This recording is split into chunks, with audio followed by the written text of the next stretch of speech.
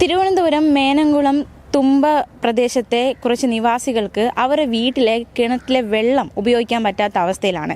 നിരവധി വർഷമായി അവർ നേരിടുന്ന പ്രശ്നമാണ് അവർക്ക് അടിസ്ഥാനമായിട്ട് വേണ്ടുന്ന വെള്ളം ഉപയോഗിക്കാൻ പറ്റാത്ത അവസ്ഥ. അതിന് കാരണം എന്താണ് എന്നതടക്കമുള്ള കാര്യങ്ങൾ നമ്മളോട് ഈ ഒരു നാട്ടുകാരൻ, ഈ ഒരു പ്രശ്നം നേരിട്ട് അനുഭവിക്കുന്ന ഒരു വ്യക്തി നമ്മളോട് വിശദമാക്കുന്നുണ്ട്. അദ്ദേഹത്തിൻ്റെ പ്രതികരണത്തിലേക്ക്.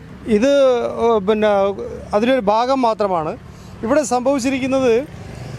ഈ ഗോഡൗണ് കേരള സർക്കാരിൻ്റെ മരുന്നുകൾ സംരക്ഷിക്കുന്ന ഗോഡൗണാണ്. ഇവിടെ ഷീറ്റിട്ട ഒരു ഗോഡൗണാണ് ആദ്യം ഉണ്ടായിരുന്നത്.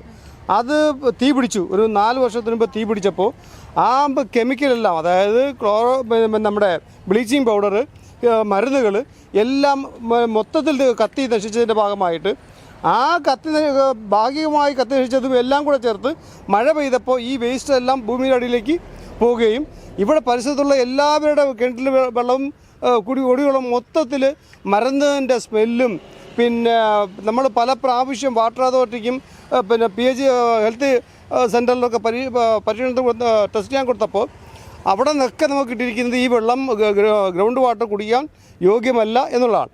എന്നാൽ അതിൻ്റെ പ്രതിവിധി എന്താണെന്ന് ഇവിടുത്തെ ജനങ്ങൾ കൂടുതൽ സംസാരം വന്നപ്പോൾ കിൻഫ്രാക്കാർ അവിടെ കുടിക്കുവാൻ താൽക്കാലികമായി മെയിൻ റോഡിൻ്റെ സൈഡിൽ മാത്രം പൈപ്പുകൾ ഒരു 4-5 ടാപ്പ് കൊടുത്തിട്ടുണ്ട്. ഈ ടാപ്പിൽ നിന്ന് ഏകദേശം 3000 ജനങ്ങൾക്ക് വെള്ളം എടുക്കുക പ്രായോഗികമല്ല. അത് മാത്രമല്ല, ഇവർ ഒരു 1/2 കിലോമീറ്ററൊക്കെ നടന്നു പോയിട്ടാണ് ഈ റോഡ് സൈഡിൽ നിന്ന് വെള്ളം എടുക്കേണ്ടി വരുന്നത്. ഇവിടെ കിണറുകളിൽ നിന്ന് പോലും കുടിക്കാൻ യോഗ്യമായ വെള്ളം കിട്ടുന്നില്ല. അതിനകത്ത് ഞാൻ നേരത്തെ പറഞ്ഞതുപോലെ സ്മെല്ലുണ്ട്, മെഡിസിൻ്റെ പിന്നെ ശിഷ്ടങ്ങളുണ്ട്, പിന്നെ മഞ്ഞ കടും കളർ വരുന്നുണ്ട്. പിന്നെ അങ്ങനെ പിന്നെ കുടിക്കാൻ യോഗ്യമല്ലാത്ത ജലം കിട്ടുന്ന ഈ സാഹചര്യത്തിൽ ആണ് വാട്ടർ അതോറിറ്റി നമ്മുടെ പിന്നെ കെങ്കൻ വാട്ടറിൻ്റെ വെള്ളം നമ്മുടെ പിന്നെ ജപ്പാൻ കുടിവെള്ളം വരികയുണ്ടായത്. ഈ ജപ്പാൻ കുടിവെള്ളം വന്നപ്പോഴും അതും ഇപ്പോൾ 10-12 ഒരു 3 ആഴ്ചയോളം അവിടുത്തെ വെള്ളവും കിട്ടുന്നില്ല. ആകെ മൊത്തത്തിൽ ഈ നാട്ടുകാർക്ക് കുടിവെള്ളം കിട്ടാത്തൊരു സാഹചര്യം. അതായത് ജീവജലം കിട്ടുന്നില്ലെങ്കിൽ നമുക്ക് ഈ ലോകത്ത് എങ്ങനെ ജീവിക്കാൻ പറ്റും? സർക്കാർ വികസനം എന്ന് പറഞ്ഞ് കൊട്ടിഘോഷിക്കുന്ന പല പദ്ധതികളും പ്രാഥമിക ആവശ്യം നിറവേറ്റാൻ വെള്ളമില്ലാതെ എന്ത് വികസനമാണ് നടപ്പാക്കാൻ ശ്രമിക്കുന്നത് മനസ്സിലാവുന്നില്ല. ഞങ്ങൾക്ക് സർക്കാരിനോടും ബന്ധപ്പെട്ടവരോടും പറയാനുള്ളത്, ഞങ്ങൾക്കാദ്യം കുടിക്കാനുള്ള വെള്ളം ആദ്യം തരൂ, ഞങ്ങളുടെ ജീവജലത്തിന് ആദ്യം ഉറപ്പുവരുത്തൂ, എന്നിട്ടാകാം നിങ്ങളുടെ വികസനവും പ്രഹസനവും എന്നുള്ളതാണ് ഞങ്ങൾക്ക് പറയാനുള്ളത്. അതുകൊണ്ട് ഈ നാട്ടുകാരുടെ ഇവിടുത്തെ ഈ തുമ്പയുടെ നമ്മുടെ വികസന സമിതിയുടെ ഒരു കൺവീനറോടെയാണ് ഞാൻ. അതുകൊണ്ട് ഞാൻ പറയുന്നു, എല്ലാ ജനങ്ങളെയും പ്രതികരിച്ച് ഞാൻ പറയുന്നു, ഞങ്ങൾക്ക് അത്യാവശ്യം കുടിവെള്ളം കിട്ടിയേ മതിയാവുള്ളൂ. അത് ആര് എങ്ങനെ ചെയ്യുന്നതല്ല ഞങ്ങൾക്കറിയേണ്ടത്. ആര് ചെയ്താലും എങ്ങനെ ചെയ്താലും ഞങ്ങൾ കുടിവെള്ളം കിട്ടിയേ പറ്റുള്ളൂ. അല്ലെങ്കിൽ ബഹുജന സമരങ്ങളുമായിട്ട് ഞങ്ങൾ മുന്നോട്ട് പോകാൻ തന്നെയാണ് തീരുമാനിച്ചിരിക്കുന്നത്. ചേട്ടാ, ഇത് എത്ര വർഷമായിട്ട് നിങ്ങൾ ഈ കിണറ്റിലെ വെള്ളം ഉപയോഗിക്കാത്ത ആ പ്രശ്നം നേരിടുന്നുണ്ട്? കിണറ്റിലെ വെള്ളം ഈ കിൻവ ഇവിടെ വന്നിട്ട് 35 വർഷമായി. ഏകദേശം ഒരു 24-25 വർഷം കൊണ്ട് പിന്നെ പൂർണ്ണമായും വെള്ളം കുടിക്കാൻ പറ്റാത്ത അവസ്ഥയിലോട്ട് തുടങ്ങിയിട്ടുണ്ട്. ഇപ്പോൾ ഈ കെമിക്കൽ കത്തിയതോടുകൂടി വീണ്ടും നേരത്തെ ഒരു ക്ലേ ഫാക്ടറി ഇവിടെ ഉണ്ടായിരുന്നു, അതിൻ്റെ തുടക്കവും മണ്ണ് എർത്ത് റീഫില്ലിങ്ങും മറ്റും തുടങ്ങി അതോടെ ഏകദേശം ഒരു 10-20 വർഷം കൊണ്ട് പിന്നെ കിണറ്റിൻ്റെ വെള്ളം പതിയെ കുടിക്കാൻ യോഗ്യമല്ലാതായി മാറിയിട്ടുണ്ട്.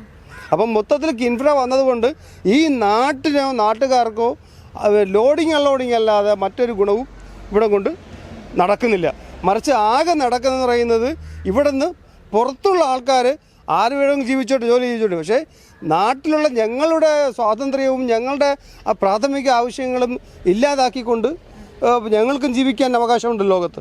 ആ അവകാശം പുനഃസ്ഥാപിക്കുക എന്നുള്ളതാണ്. എന്തൊക്കെ ആരോഗ്യ പ്രശ്നങ്ങളാണ് ആ വെള്ളം ഉപയോഗിച്ചുകൊണ്ടിരുന്നപ്പോൾ നിങ്ങൾ നേരിട്ടത്? ഇവിടെ ഈ കമ്പനി വന്നതിന് ശേഷം ഏകദേശം ആസ്മ രോഗികൾ, നേരത്തെ എൻ്റെ അറിവിൽ ഒരു 35 വർഷം മുമ്പ് 1-2 പേര് മാത്രമേ ഉണ്ടായിരുന്നുള്ളൂ. ഇന്ന് 180-ലധികം ആസ്മ രോഗികൾ ഇവിടെ പെട്ടെന്ന് തന്നെ കുടിക്കൊണ്ടിരുന്നു. 2 ത്വക്ക് സ്കിൻ അലർജി ഒത്തിരിയധികം പേർക്കുണ്ട്. 3 പിന്നെ നമ്മുടെ ഇതുണ്ടല്ലോ, ഈ ശ്വാസം മുട്ട് വേറൊരു രീതിയിൽ നടക്കുന്നുണ്ട്. പിന്നെ പൊടിയുടെ അലർജി അതുണ്ട്. സൗണ്ട് കൊണ്ട് ഈ കമ്പനിയുടെ ചുറ്റും താമസിക്കാൻ പറ്റാതായിട്ടുണ്ട്. ഓരോ കമ്പനികളും പുറത്തേക്ക് ഇതിൻ്റെ സൗണ്ടും ഉണ്ട്. പിന്നെ പറയുന്നത് പിന്നെ ഈ വെള്ളത്തിൻ്റെ പറഞ്ഞു, പൊടിയുടെ പ്രശ്നങ്ങൾ പറഞ്ഞു, പിന്നെ സൗണ്ടിൻ്റെ പറഞ്ഞു. ഇതെല്ലാം കൊണ്ട് തുമ്പയിലെ നിവാസികൾക്ക് മുന്നോട്ട് ജീവിക്കാൻ വളരെ എന്താണ് ഒട്ടും പറ്റാതായിട്ടുണ്ട് എന്നുള്ളതാണ് വാസ്തവം. അപ്പോൾ ഈ കിണറിൻ്റെ അവസ്ഥ നിങ്ങൾ പരാതിപ്പെട്ടില്ല അധികാരികളോടൊന്നും? ഒത്തിരി അധികം പ്രാവശ്യം പഞ്ചായത്തിനോടും വില്ലേജിനോടും പിന്നെ ഹെൽത്ത് സെൻ്ററിനോടും പിന്നെ താലൂക്ക് അധികാരികളോടും പിന്നെ ഈവൻ പോലീസ് അധികാരികളോടും പല പേപ്പറുകളും നമ്മൾ ഇതുമായിട്ട് ബന്ധപ്പെട്ട് കൊടുത്തു കഴിഞ്ഞു. ഇവിടുത്തെ ഈ കിൻഫ്ര അധികാരികൾക്കും കൊടുത്തു കഴിഞ്ഞു. പക്ഷേ ഇവിടെ ഭാഗത്തുനിന്ന് ആ കാര്യമായ ഒരു പ്രവർത്തനവും നടക്കുന്നില്ല എന്നുള്ള അവസ്ഥ. ചുമ്മാ പോകുമ്പോൾ എന്തെങ്കിലും പറഞ്ഞ് നോക്കാം ശ്രമിക്കാമെന്ന് പറയുന്നതല്ലാതെ വേറൊരു കാര്യവും പ്രായോഗികമായിട്ട് മുന്നോട്ട് പോകുന്നില്ല. ഈ കിൻഫ്ര ബദലായിട്ട് നിങ്ങൾക്ക് വെള്ളം നൽകുന്നുണ്ടല്ലോ, അപ്പോൾ ആ വെള്ളം ഉപയോഗിക്കാൻ പറ്റാത്ത അവസ്ഥയിലാണ് അല്ലേ? ആ വെള്ളം ഉപയോഗിക്കാൻ പറ്റാത്ത അവസ്ഥയിലാണ്. അത് വെറും മഞ്ഞ കളറാണ്. അതിൽ പോലും പിന്നെ ആ വെള്ളം പോലും കിൻഫ്ര അധികാരികൾ ഉപയോഗിക്കുന്നത് ഫിൽറ്റർ ഉപയോഗിച്ചിട്ടാണ്. അത്രയും മോശമായ വെള്ളമാണ്. അപ്പോൾ അവർക്ക് പോലും അറിയാം ആ വെള്ളം മോശമാണെന്നുള്ളത്. പിന്നെ എവിടെന്നെങ്കിലും വന്നിട്ടാണ് അവർ ഇവിടെ ഈ പിന്നെ അത്രയും സമയം സ്പെൻഡ് ചെയ്യുന്നത്. പക്ഷെ അതുപോലെയല്ല ഇവിടെ താമസിക്കുന്നവർക്ക്. അവർ 24 hours ഒരു ദിവസത്തിൽ 24 മണിക്കൂർ ഇവിടെ താമസിക്കുന്നവരല്ലേ. അപ്പോൾ വന്നു പോകുന്നവരെക്കാളും കൂടുതൽ എഫക്റ്റ് ചെയ്യുന്ന ആർക്കായിരിക്കും? ഇവിടെ താമസിക്കുന്നവർക്ക് തന്നെയായിരിക്കും. അപ്പോൾ സ്വാഭാവികമായിട്ടും ഇതിനൊരു ശാശ്വത പരിഹാരം കാണണമെന്നുള്ളതാണ് നമ്മുടെ ആവശ്യം. ബദലായിട്ട് നിങ്ങൾ ഉപയോഗിക്കുന്നത് ജപ്പാൻ കുടിവെള്ള പദ്ധതിയാണ്. അതുപോലും ഞങ്ങൾക്ക് കിട്ടാക്കനിയായി മാറുന്നുണ്ട്. തീർച്ചയായിട്ടും വലിയൊരു ദുരിതമാണ് ഈ ഒരു പ്രദേശത്തെ ജനം നേരിടുന്നത്. കിണറ്റിലെ വെള്ളം ഉപയോഗിക്കാൻ പറ്റുന്നില്ല, ബദലായിട്ട് കിട്ടുന്ന വെള്ളം ഉപയോഗിക്കാൻ പറ്റാത്ത അവസ്ഥ. ആകെ ആശ്രമമായിരുന്ന ജപ്പാൻ കുടിവെള്ള പദ്ധതിയിൽ നിന്നും ഇപ്പോൾ 3 ആഴ്ചയായിട്ട് വെള്ളം കിട്ടുന്നില്ല. ഈ ഒരു അവസ്ഥയിലൂടെയാണ് ഈ ജനങ്ങൾ ഇപ്പോൾ കടന്നു പോയിക്കൊണ്ടിരിക്കുന്നത്.